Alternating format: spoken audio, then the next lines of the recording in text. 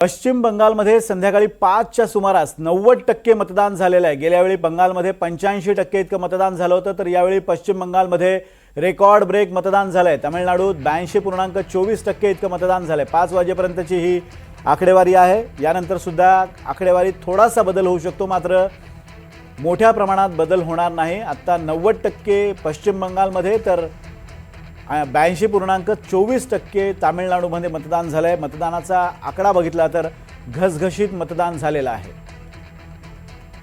रामराजे या संदर्भात बोलण्यासाठी आपल्या सोबत आहेत। राम, आपण मगाशी जसा अंदाज वर्तवला होता तसंच झालेलं दिसतंय। जवळपास 90% मतदान हे पश्चिम बंगालमध्ये झालंय, तर 82.24% म्हणजे 80%च्या वर मतदानाचा आकडा हा तामिळनाडूत गेल्या। दोन्हीकडे बंपर मतदान झालेलं आहे। कोणाच्या पारड्यात मतदान जाईल?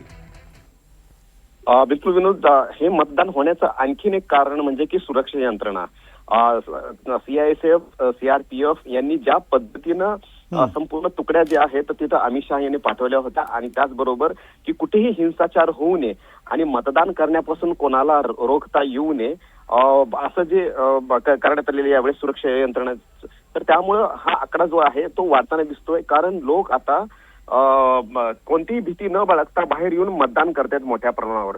विशेष करून महिलांचा सुद्धा यामध्ये मतदान करण्याचा आकडा जो आहे तो मोठा आहे, आणि म्हणूनच या सुरक्षा यंत्रणामुळे आणि त्याचबरोबर निवडणूक आयोगाने केलेली तयारी त्याच्यामुळे हा मतदानाचा टक्का जो आहे तो वाढलेला तर दिसतोय। हा पहिला मुद्दा आहे।